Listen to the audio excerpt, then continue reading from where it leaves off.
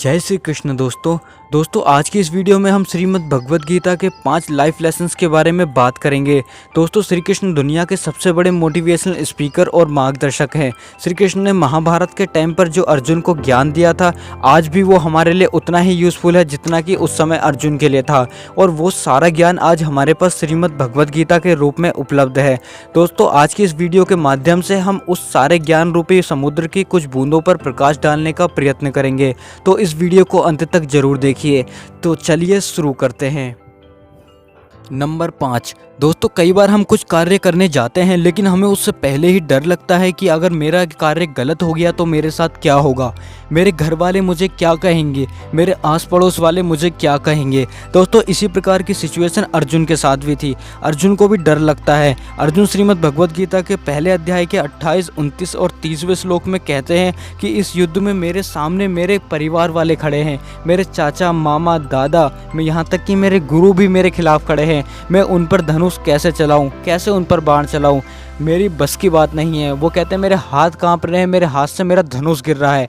तो श्री कृष्ण अर्जुन को समझाते हुए बोलते हैं कि अर्जुन तू एक क्षत्रिय है और तेरा कर्तव्य है युद्ध करना, अधर्म के खिलाफ युद्ध करना। तो अगर तू युद्ध जीतता है तो भी तेरी जीत है और तू नहीं जीतता तो भी तेरी जीत है, क्योंकि अगर तू सही मार्ग पर है और तू युद्ध जीतेगा तो तुझे यहाँ का राजपाट मिलेगा, और तू युद्ध हारेगा तो भी तू वीर गति को प्राप्त होगा और स्वर्ग में जाएगा।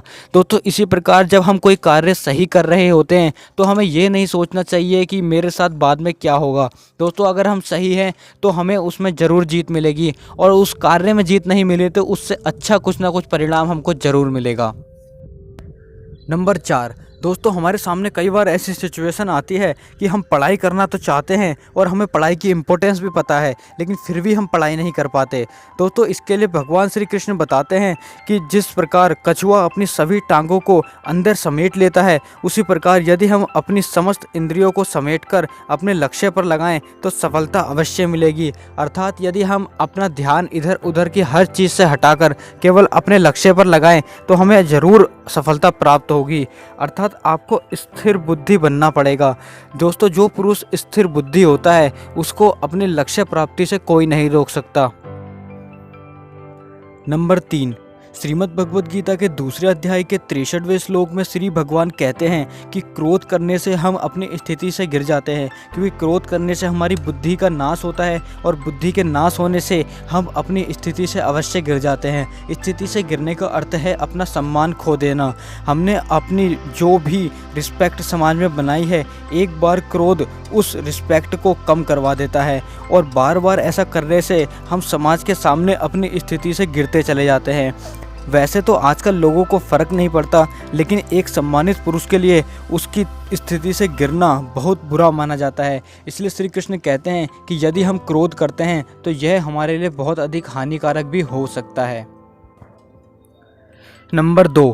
श्री कृष्ण कहते हैं हमें हर परिस्थिति में समान रहना चाहिए, समान रहने का प्रयत्न करना चाहिए। दोस्तों दुख में ना ज़्यादा दुखी होना चाहिए और खुशी मिलने पर ना ज़्यादा खुश होना चाहिए, क्योंकि इन दोनों ही परिस्थिति में हम जो भी निर्णय लेते हैं वो हमारे विनाश का ही कारण बनता है। हमें अपनी बुद्धि को और मन को समान रखने का प्रयत्न करना चाहिए। हर सिचुएशन में हमें हमेशा समान रहने की कोशिश करनी चाहिए। दोस्तों आपने देखा होगा कई बार गुस्सा आने पर हम कुछ ऐसे शब्द बोल देते हैं जिससे सामने वाले की भावना को ठेस पहुंचती है, और बाद में हमें उसका पछतावा होता है, लेकिन उसका फिर कोई फ़ायदा नहीं होता। दोस्तों श्री कृष्ण कहते हैं कि हमें किसी से अत्यधिक मोह या लगाव भी नहीं करना चाहिए, क्योंकि उस व्यक्ति या वस्तु के खो जाने पर हमें बाद में उतना दुख होता है जिसका पछतावा करने पर भी हमारा मन शांत नहीं हो पाता। इसलिए किसी से भी अत्यधिक लगाव करने से पहले 10 बार सोचना चाहिए। नंबर 1। श्री कृष्ण श्री भगवद गीता के दूसरे अध्याय के 47वें श्लोक में कहते हैं कर्मणि एव अधिकारस्ते माँ फलेषु कदाचन माँ कर्म फलेतु भूमा ते संगः अस्तु अकर्मणि। अर्थात यदि हम कोई कार्य करते हैं तो हमारा अधिकार केवल कर्म करने में है, उसके आउटकम क्या होगा उस पर हमारा कोई अधिकार नहीं है। इसलिए आउटकम क्या आएगा ये सोचकर हमें कर्म करना नहीं छोड़ना चाहिए। अब इस बात पर कई लोगों के दिमाग में ये क्वेश्चन आता है कि अगर हम जो हमें मिलने वाला है उसके बारे में ही ना सोचे तो हम उस काम को कैसे करेंगे। तो हमें उस चीज़ के बारे में तो सोचना है जो हमें मिलने वाला है, लेकिन हमें वो मिलेगा या नहीं मिलेगा इस चीज़ के बारे में नहीं सोचना चाहिए। क्योंकि अगर हम जब इस चीज़ के बारे में सोचते हैं तो हम अपने कर्म से पीछे हट जाते हैं, और कर्म से पीछे हटने का अर्थ होता है अपना पतन करना, जो कि हमारे लिए कभी भी सही नहीं रहता। अब दोस्तों कई लोग यही सोच कर कि हमें मिलेगा नहीं मिलेगा टाइम वेस्ट करते हैं, और ये टाइम वेस्ट करना ही हमारे लिए हानिकारक होता है। इसी प्रकार श्रीमद् भगवत गीता के 3 अध्याय में श्री कृष्ण कहते हैं कि मुझे प्रत्येक वस्तु प्राप्त है, उसके पश्चात भी मैं निरंतर कर्म करता रहता हूँ। तो दोस्तों यदि श्री कृष्ण को सब कुछ प्राप्त होने के बावजूद भी वो कर्म करते हैं तो हमको तो निरंतर कर्म करने ही चाहिए।